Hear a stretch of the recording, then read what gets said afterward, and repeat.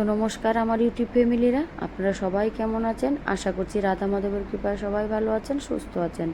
তো বন্ধুরা, অনু লাইফস্টাইল ব্লগে আপনাদের সবাইকে অনেক অনেক স্বাগত আর অনেক অনেক ভালোবাসা। তো বন্ধুরা, আজকে তো বিপত্তারিণী মায়ের পুজো। তো ঘরে সকালে সমস্ত কাজ করে ঠাকুর ঘরে স্নান করে চলে এসেছি। এদিকে ঠাকুরের বাসনগুলি ধুয়ে নিয়েছি আর ঠাকুর ঘর পরিষ্কার করে নিলাম। আর এদিকে দুটো কাঁঠাল নিয়ে এসেছে পুজোর জন্য, আর যা ফল লাগে মায়ের পুজোর জন্য সব নিয়ে এসেছে। তো সমস্ত ঘরের আগে কাজগুলি করে আমি এদিকে রাধা মাধবকেও স্নান করে নিলাম, গোপাল সোনা আর মা বিপত্তারিণীকেও নামিয়ে নিলাম। নামিয়ে সব পরিষ্কার করে ঘরের কাজ, ঠাকুর ঘরের কাজটা করে এখন আমি আগে ফলটা কেটে নিব। তো আজকে বিপত্তারিণী পুজো। বিপত্তারিণী পুজো তো সবাই জানেনই। তো মায়ের পুজোতে তো ফল দিয়েই পুজো হয়। অনেকে ভোগ রান্না করে দেয়, আর অন্য বছর আমিও দেই বন্ধুরা, কিন্তু এই বছর আর পারবো না, শুধু ফল দিয়েই দেব। কারণ ছেলেটাও ছোট, এত কিছু আমি ঝামেলা করতে পারবো না ছেলেকে নিয়ে। এখন ছেলে ঘুমিয়ে আছে, সেই জন্য আমি একটু ঠান্ডা মাথায় কাজ করতে পারছি। না হলে এত টাইমে ছেলে সব উল্টাপাল্টা করে দিত, ওই দিক সেদিক টানতো। তো সকালে ছেলেকে খাইয়ে আগে ঘুম পাড়িয়ে দিলাম, এখন ছেলে ঘুমিয়ে আছে। তো সেই ফাঁকে আমি পুজো করে নেব। এদিকে মাসি কাজ করছিল, মাসির সঙ্গে কিছু কথা বলছিলাম ফল কাটতে কাটতে। তো মাসিকে বলছিলাম যে মাসি, পূজা হওয়ার পরে তুমি একবার আসবে, এসে প্রসাদ নিয়ে যাবে, সেটাই মাসিকে বলছিলাম। তো বন্ধুরা, আপনারা আমার সঙ্গে থাকুন, আমি মার পুজোটা করি, আপনারা আমার সঙ্গে থাকুন, দেখতে থাকুন। আশা করছি আপনাদের ভালো লাগবে আমার ভিডিওটা। তো আপনারা আমার সঙ্গে থাকুন বন্ধুরা।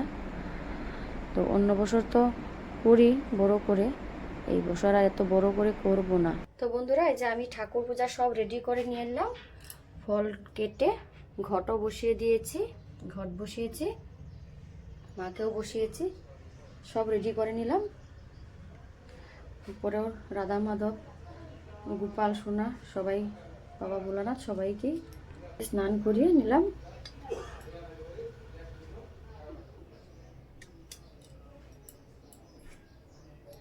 তো বন্ধুরা, আমি সব রেডি করে নিয়েছি, এখন আমি গিয়ে শাড়িটা পরে আসব।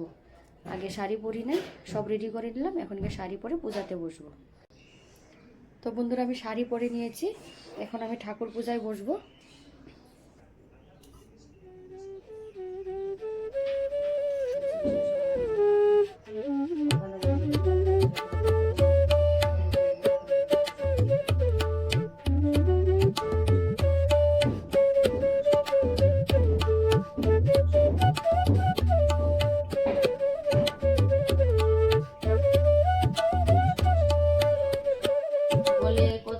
কথা অন্তপুরে রাজা যান, রাজা রানীর কাছে যথা ক্রুধ রানী, রাজা বলে রানী বচন, চামারিনী কিবা দিল রাখিলে গোপনে, ধর্ম সহায় তুমি ধর্ম সৎপত্নী হও, পূজা সমাপন রাজসভা সতে আসিব দেখিবার চায়। দুর্গা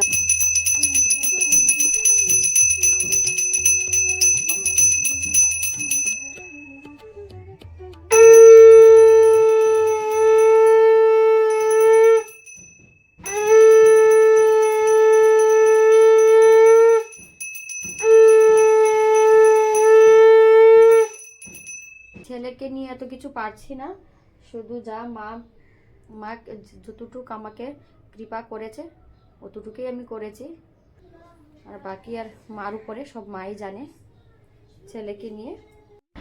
তো বন্ধুরা, আমার তো মায়ের পুজো হয়ে গেল, এখন আমি ঠাকুরের দরওয়াজাটা লাগিয়ে দেব, ভোগ নিবেদন করে নিলাম।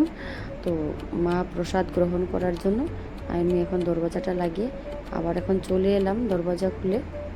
তো বন্ধুরা, আমার পুজো কেমন হয়েছে আপনারা অবশ্যই কমেন্ট করে জানাবেন বন্ধুরা। আর বন্ধুরা, আপনারা আমার ভিডিওগুলি প্লিজ স্কিপ করে দেখবেন না, কেননা আমি অনেক দিন পর পর একটা ছোট্ট ভিডিও দিই, আপনারা প্লিজ ভিডিওটা পুরো দেখবেন। আর একটা লাইক দিতে বন্ধুরা প্লিজ ভুলবেন না, কেননা আমার ভিউজ যত হয় তার থেকে লাইক অনেকটাই কম হয়। একটা ছোট্ট ভিডিও দিই, তারপরেও যদি এইভাবে সবাই দেখে খারাপ লাগে। তো যাই হোক, অন্য কথা আজকের বলবো না। মার পুজোর দিন ঠাকুরের কাছে সবার সেই প্রার্থনা করলাম যে মা তুমি সবার আপদ বিপদ তাড়িয়ে সবাইকে সুস্থভাবে ভালোভাবে রাখবে, সবার মনোবাসনা পূর্ণ করবে, সেই প্রার্থনাই করেছি মার কাছে। তো মা সবাইকে কৃপা করবে সেই আশায় রাখি। ঠাকুরের তো সবার পাশেই থাকে। তো বন্ধুরা, আজকে ভিডিওটা আমি আর লম্বা করব না, আজকে আমি ভিডিওটা এখানেই শেষ করছি। আপনাদের সঙ্গে আবার দেখা হবে। বাই বাই বন্ধুরা।